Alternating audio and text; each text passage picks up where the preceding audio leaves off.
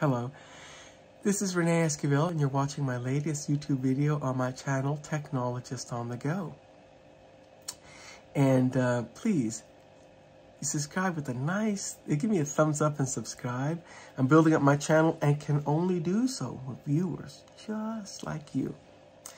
Okay, now today's subject is going to be how to play your vinyl records, or more like blast them, on your Apple HomePod Mini.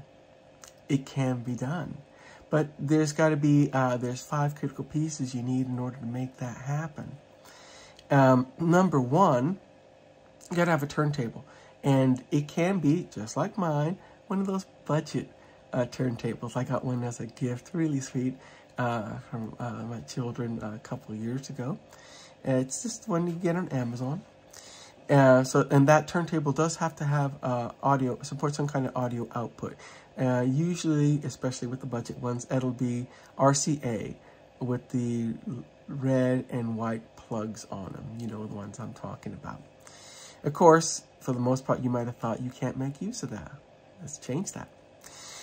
So turntable's number one. Number two, you got to have a cable to connect that turntable to a TV. Now, if your TV takes RCA inputs, then you're in luck. Get a cable that does has RCA plugs on both ends. If not, then find one that, like my TV, it takes 3.5 millimeter jack. So those 3 plugs on one end combine into a jack on the other. And my TV has a special port for that I plug into, and I'll show you that in a bit. That's the second requirement. Third, your TV has to support ARC or eARC. ARC meaning means audio return channel. eARC is enhanced audio return channel. And that allows any input source on the TV to break out its audio and have it come out whatever channel has the ARC support. They all won't support ARC. Usually it's just one that does. And so, okay, so your TV has to have ARC support. Number 4, you have to have the Apple TV. And I'm sorry to say this, it has to be the latest one. They sometimes call it the Apple 4K HDR for high dynamic range, but usually just Apple TV 2021. It has to be that model, and future-proofing my video, or something later or more recent. But as of this video, that is the most current. I had the Apple 4K from 2017 and thought, hey, this is great. And I went through the options and there was no setting there for ARC. So it has to be the latest one. And that's the 4th one. And then the last requirement is you got to have the Apple HomePod Mini. And if you have that in place, well then, let's get right into it now, okay? Okay, here's my lab and my basic setup. You can see I have my turntable. You can see that it does have the RCA audio left and right connected. You see I have it's connected to a TV. And if we come to the back of that TV, you can see that I can go ahead and take that off so you can see it does have the audio video input there. Okay, my TV combines those jacks into one. Those plugs into one 3.5 millimeter jack, and it goes there. You can see my TV does have the ARC channel, and that's on channel 3, and it is channel 3, HDMI 3, that I have connected to my Apple TV, the 2021 model. The Apple TV has to be connected to that ARC channel. And then, of course, let me transition. I have the Apple HomePod Mini, and that sits atop my blue tinted glass architecture desk that I have here in my lab. Now I'm going to play a few seconds briefly off the main track from Mark Bolan's classic 1973 album Zinc Alloy.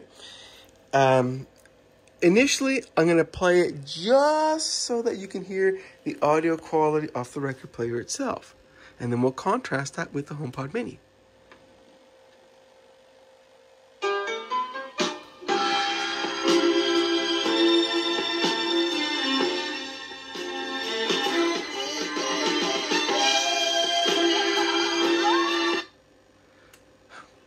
Great song. Okay, now that's what you hear coming off the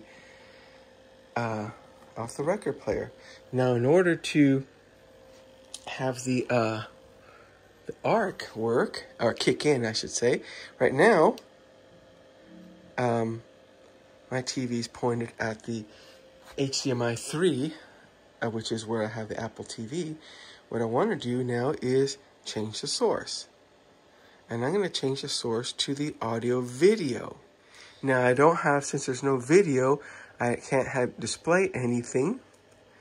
And if I had something that kicked out RCA video, I could use that in order to have some kind of background on there. As it is, I do need to do some kind of menu movement on the TV because after half an hour, it will automatically shut off. I haven't seen any way to disable that on my particular TV. And that's simply because it doesn't pick up any video, so without a video signal, eventually it'll just shut off. Okay, let's play again. Now let's hear the intro to the same track coming in off the Apple HomePod Mini. Now, I do need to add one word of caution. You will need to turn the volume down on your turntable all the way down, to a minimum. Okay?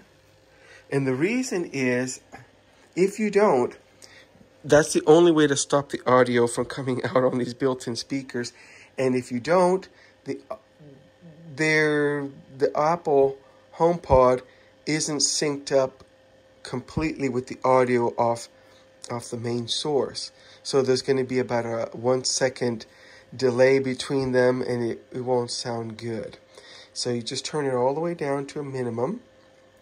That's the only workaround I have on this particular model. If I had a much more expensive player, then you can actually turn off audio sources and select just the ones you want. But even on this one here, that's a budget line, it will still work.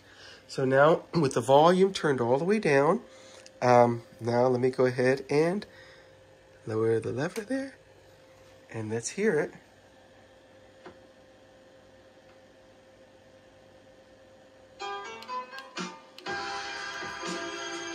See? And if I mute,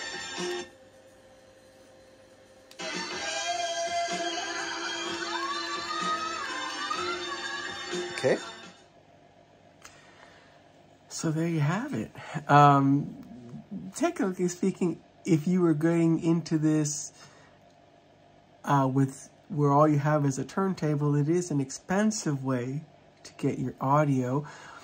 But if you have the pieces already in place, wow, you can really maximize your investment by being able to play vinyl and do so wirelessly. Don't even have to run those wire cables to speakers. It's do it all modern.